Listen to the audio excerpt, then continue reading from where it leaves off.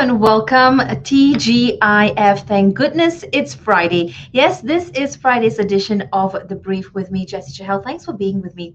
Now, in conjunction with today's National Police Day, I'll be joined by DATIN Sri Dato ASMAWATI AHMAD, retired from the Royal Malaysia Police. She will be sharing with us a little bit more about her experiences, thoughts, and wishes come this National Police Day. Also, later I speak to Bobby VARANASI, tech analyst, to discuss cryptocurrencies and its adoption. Well, as usual, first things first here on The Brief, let's begin with the news in brief. In conjunction with the 215th Police Day anniversary today, the Prime Minister says he hopes PDRM will continue its commitment for the sake of the national security and peace. Although almost the entire force was deployed for the COVID 19 duties, PDRM remains committed to balancing its service in fighting crime to maintain harmony and peace in the country. The Prime Minister has also added that the future-oriented teaching and learning (PDP) should be core of national higher education, with the future learning initiatives no longer an unfamiliar concept for institutes in the country. The government would also ensure implementation of strategic efforts to encourage the transition to a more flexible higher education system and one that meets the needs of industry. And ahead of our transition to the endemic phase come this 1st April, just a few days left, travelers who fail to undergo a professional RTKAG test for COVID-19 within 24 hours upon arrival in the country can face deportation. According to the Health Minister, travelers are also required to download the MySejahtera application before entering the country, also to fill up travel declaration forms and report results of their RT-PCR test conducted 2 days prior departure. Meanwhile, as of yesterday, 66.2% of adults have received the COVID-19 booster dose. The Health Minister also notified about 2 million Sinovac recipients are at risk of losing their fully vaccinated status on April 1st. And Bernama Chairman Senator Datuk Ras Adiba Razzi received the Lifetime Achievement Award for Women Empowerment at the Women of Excellence Awards 2021-2022 just last night. The award recognizes more than 70 female entrepreneurs and personalities in the country. Ras Adiba says the award is a symbol of appreciation shown towards women for their effort and determination in their careers. Of course, we are still in March, and that we just celebrated and observed International Women's Day, celebrating, acknowledging women across the globe. Well, it's time for our feature today, and I'm very happy to be joined by Datin Sri Dato ASMAWATI AHMAD. Hi, Dato, it's great to have you here. We spoke some time back, in fact, but since then you've retired. You're looking glowing, rested, and happy. Let's jog back a little bit, to your service with the force. How long did you serve in PDRM, and how did you start, and what was your progression in your career like? Hello, Jessy. Thank you for having me. It's good to see you again. I joined the Royal Malaysia Police in 1981, and that means that I have spent 40 wonderful years in the police force. Yeah, so I started as an inspector, and my first assignment was an investigation officer in the district of Krian Perak.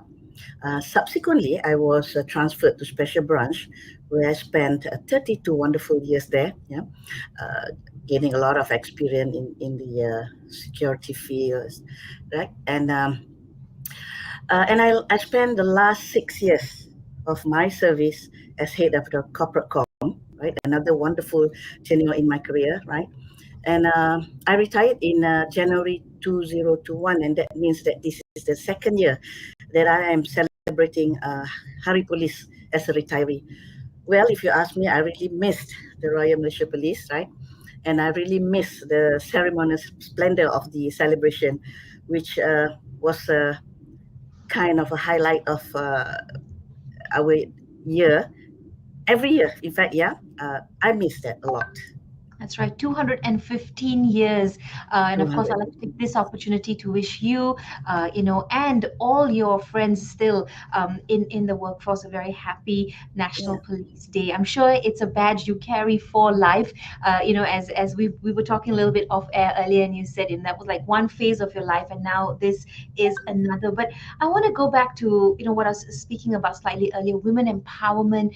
It is still March, and we just celebrated International Women's Day as well. Whenever I see a lady in the police uniform, I feel pride, and I'm proud as well. But I also wonder, is it difficult breaking some barriers? Is there gender discrimination? And how can we further empower females to be part of the excellent force? Well, of course, they say that the Royal Malaysia Police Force is a man's domain.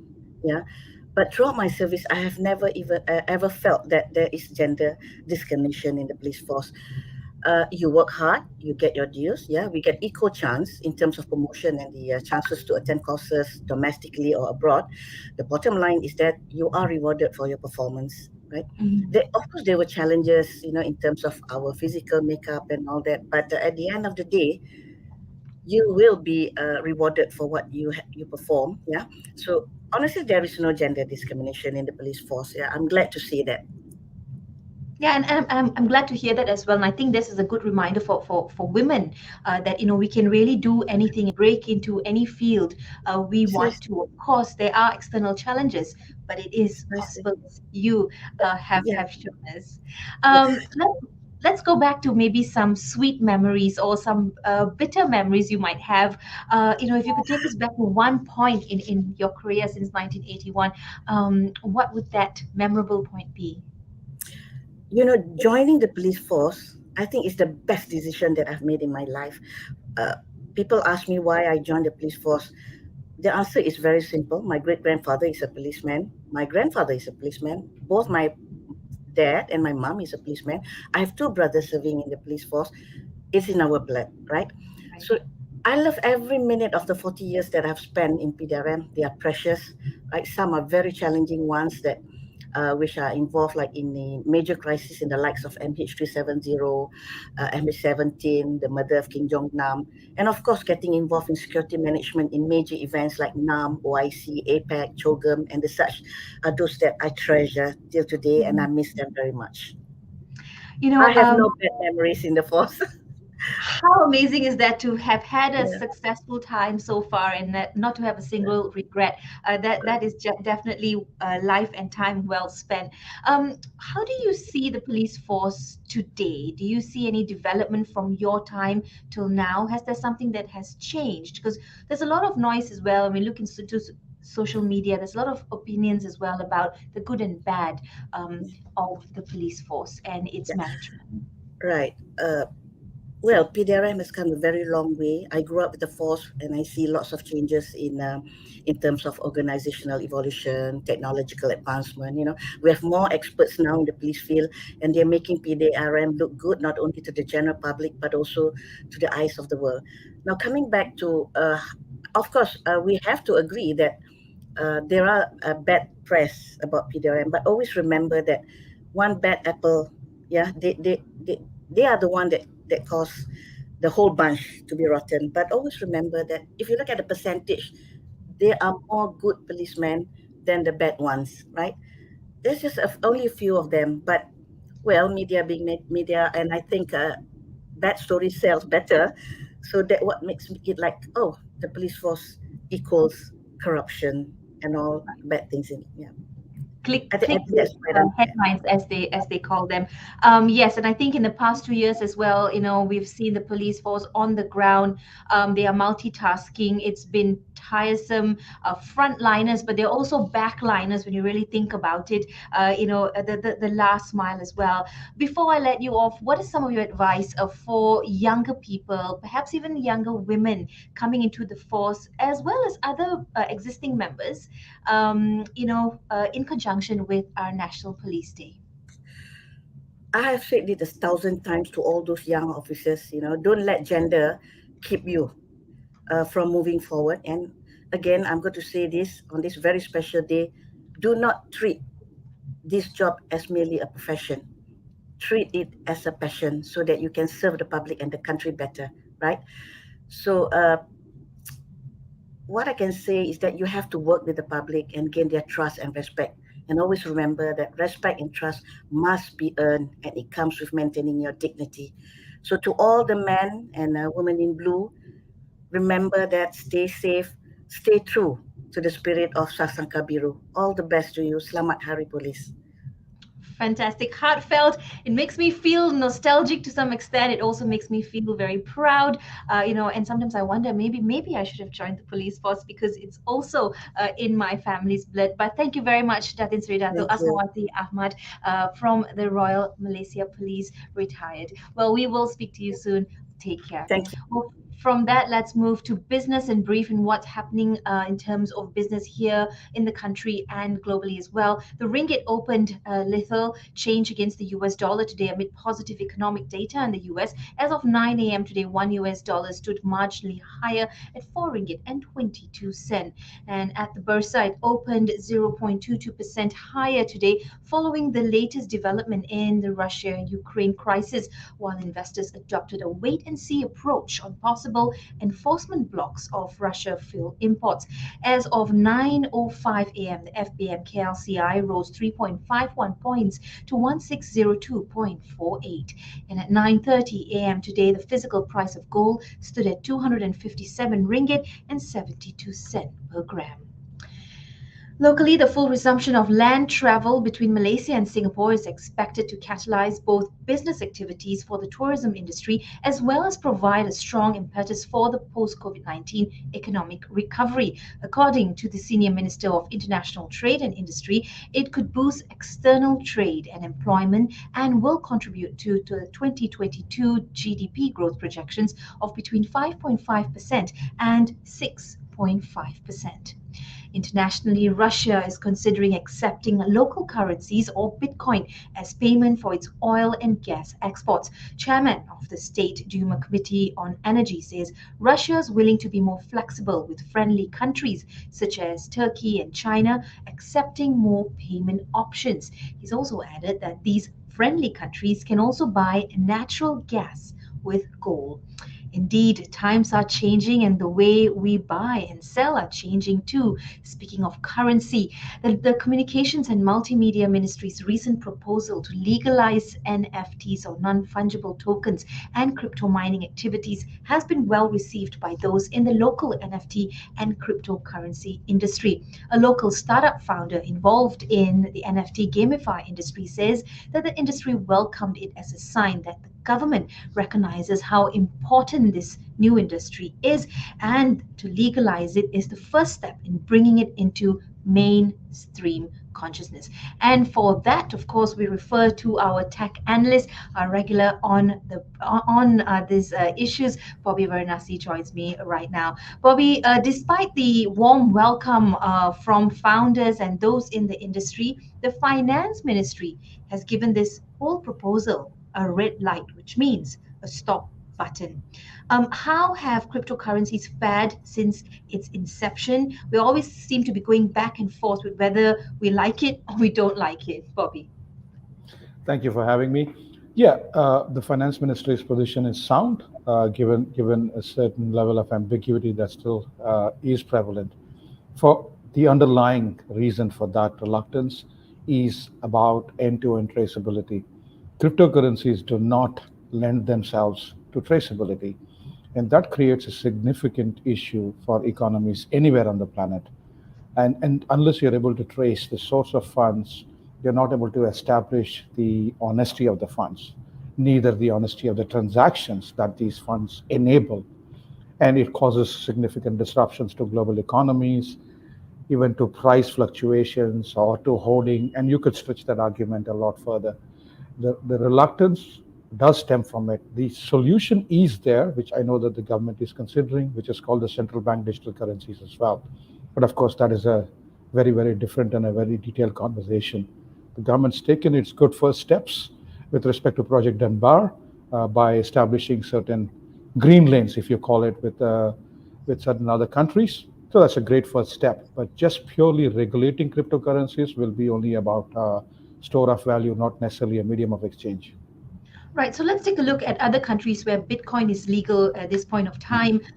It's being used in transactions, and they've also, have a bit of law around that. Denmark, France, Germany, even Mexico, Japan, Spain, and the United Kingdom. However, there are some countries that have an absolute ban, and these include China, Egypt, Bangladesh, Nepal, Qatar, Iraq. So there seems to be, of course, a difference here in terms of the way forward. It doesn't really give us a full picture. But what's happened recently here is that the Deputy Finance Minister said that Malaysia has no intention to recognize cryptocurrencies as a legal tender. And then he went on to say that this is not suitable for use as payment instruments due to various limitations that we have within the system. So help me understand this in a very simple language. What are these limitations, or is this limitation, versus what could be the advantages if we brought this into motion? Why do the government, or why are governments around the country still reticent? Yeah. See, the reticence comes from a very simple standard distinction between two key elements: legal tender versus utilizing a certain asset to undertake trade or exchange, right? Exchange. Now, I could exchange something with you, right? You give me a mobile phone, I'll give you my TV. We both have transacted, we've agreed to it. Is there a value to the transaction? Yes, it is, between the two of us. Is it legal tender? No. Could you go and sell the TV that I give you for a certain value that you think it is worth? You may not. Could I sell, the mobile phone for the value I think it is? It's not. So the difference between tradability versus legal tender is extremely important. Tradability is a function of demand and supply. So like gold, you can buy as much gold. You can go onto the marketplaces. You can buy gold, store the gold. But can you go and buy a cup of tea? You can't. It's not legal tender. So we have to understand the difference. The same principle applies here with cryptos. Because of the first point I made, end-to-end traceability is not there. I cannot have anybody supporting it and guaranteeing its value. Right. The central bank comes into play. That's where legal tender means guaranteed by government.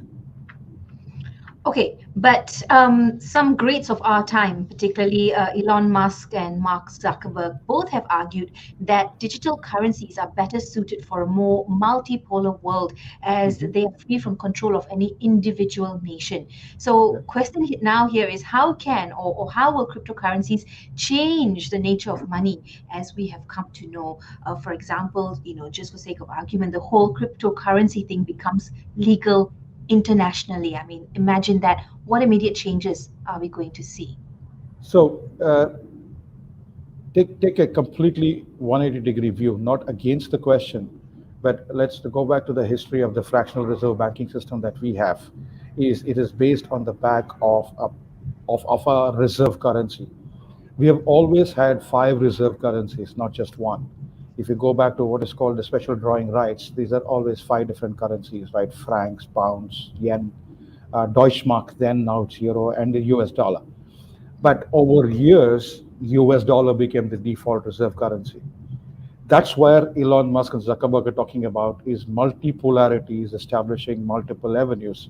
China is trying to make yuan actually one of the default reserve currencies. So it doesn't have to be a cryptocurrency. That's my point. It can be any one of those other currencies in the world that are globally acceptable. It could be a Malaysian ringgit that becomes one reserve currency as well. Right. So you don't have to look at crypto replacing, but crypto enabling.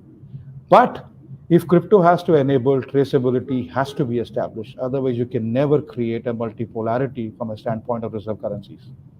Okay, so we look at Ukraine. They are now one of the latest countries which has legalized cryptocurrency. The nation has made the move after, obviously, it's received so many donations in crypto, in the form of crypto, following the recent invasion by Russia. Russia, on the other hand, is accepting local currencies or Bitcoin as payment for its oil and gas exports. So going back to what you're saying as well, a cryptocurrency just literally doesn't have to translate perhaps into just ringgit. Meanwhile, Thailand has banned crypto for payment. The long and short of this all, Bobby, is what should Malaysia consider some things that we should really look at before adopting digital currency in what it seems to me like, my personal opinion, in the near future, in the near time to come?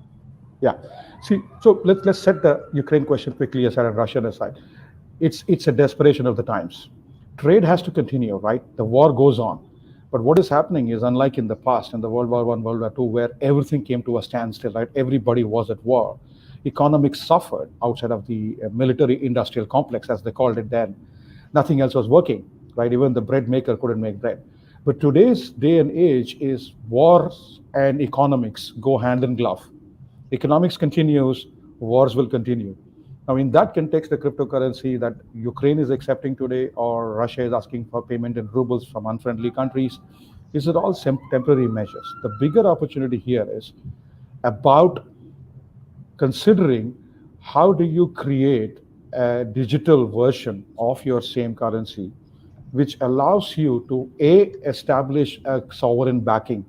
That's when you create not just a value, but you translate it to a medium of exchange. Today, all cryptocurrencies are only stores of value. You look at El Salvador's example. A bread goes from 1 Bitcoin to 5 Bitcoin within 2 hours and drops down to half a Bitcoin as well. It's just a function of demand supply.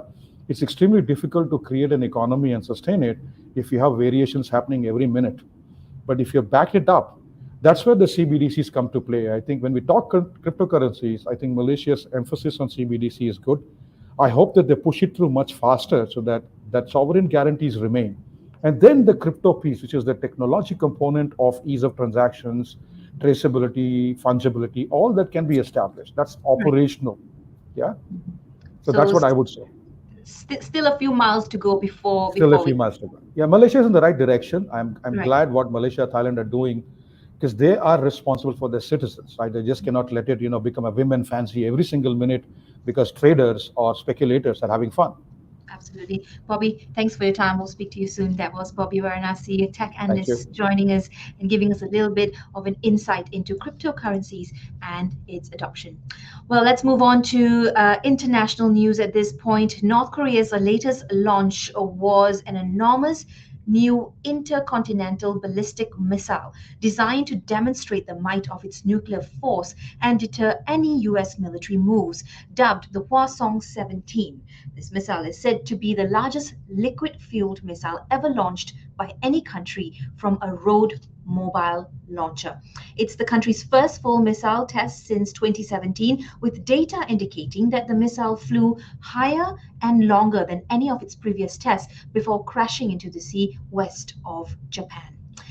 Now, onto updates on Russia and Ukraine. EU leaders remain split over new sanctions against Russia, set to turn down President Zelensky's request for a no-fly zone over Ukraine. It was added that the sanctions imposed won't be as efficient as planned if China decides to help Russia in its quest. The leaders are set to agree to work together on a joint purchase of gas, LNG, and hydrogen, and coordinate measures to fill gas storage, aimed at building up a supply buffer of non-Russian gas.